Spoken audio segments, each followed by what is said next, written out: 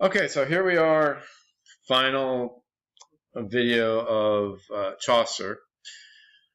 Just want to finish up with the Wife of Bath, and in particular her tale. Okay. The idea of the Wife of Bath's tale, it kind of goes back to that question, what do women want? Right? You may have heard Freud talking about that. Right? It's set up as an Arthurian tale, a very different sort of Arthurian tale. Now, Arthur, and we don't get to, we're doing Gawain later. But,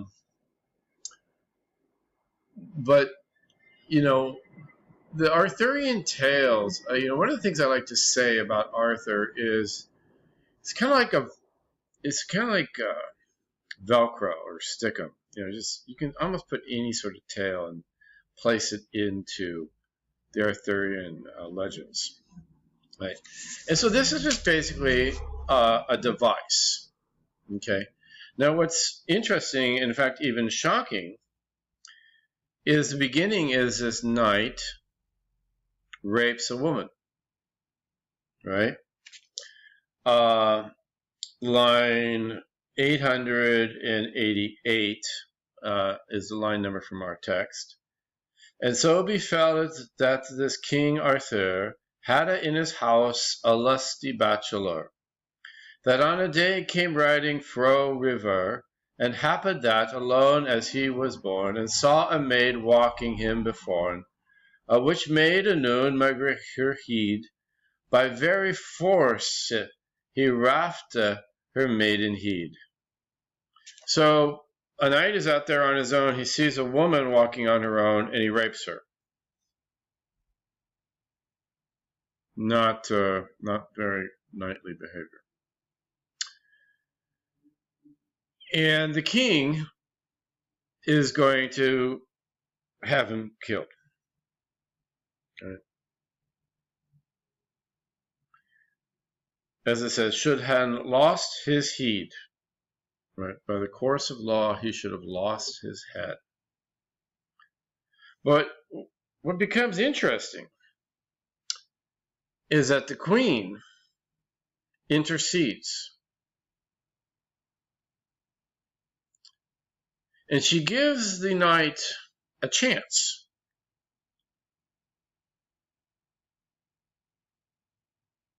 And he says, you have a year and a day, 12 months and a day. So you come back here and tell us, what is it that women most want? What thing is it that women most desire? What do women most desire? What do women most want? What is it that women want?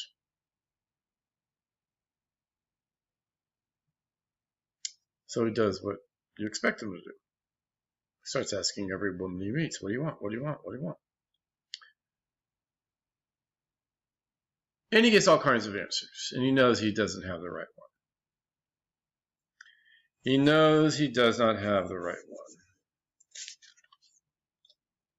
And it's getting near the end.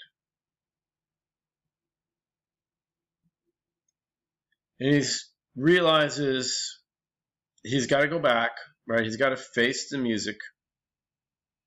I've got to go back to Camelot. And he still doesn't really have the answer. And then something happens. Goes into the forest. Now, the forest is a magical place.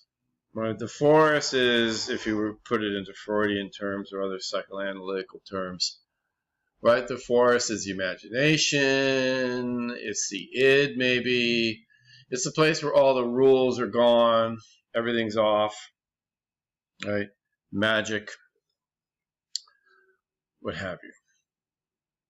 Right? Joseph Campbell, the guy who wrote A Hero with a Thousand Faces, he talks about the forest in mythology as this sort of place where well, you're outside of civilization. You're outside of the realm of reason, right? Rationality. And so he sees, of course, predictably, well, what do you see in the middle of the forest? Of course, young ladies dancing. What else would you find in the forest? Whereas he saw upon a dance ago a ladies 24 and yet more, toward the which a dance he trove full yearn, in hope that some wisdom should he learn. But certainly ere he came fully there, vanished was his dance, he niste where. Vanished, right? So he goes, there's 24 young women dancing in the forest. He goes, he wants to talk to them. Poof, they disappear. Just like my hand just disappeared. They disappear. They're all gone except for one old woman. Some really old woman.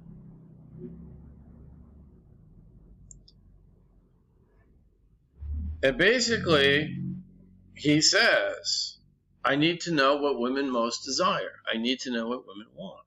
Right? Right? She says, well, I'll tell you. I'll give you the answer.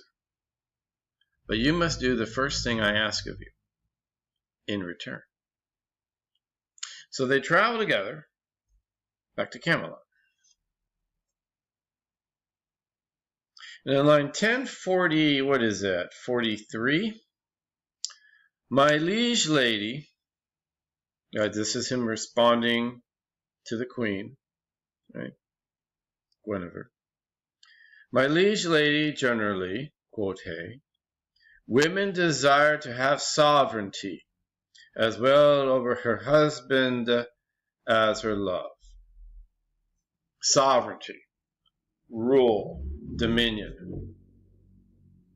Women want to be in charge.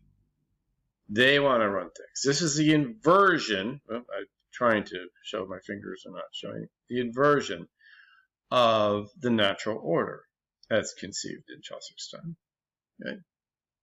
Where men are in charge. Women want to be in charge. Women want to rule. How crazy is that?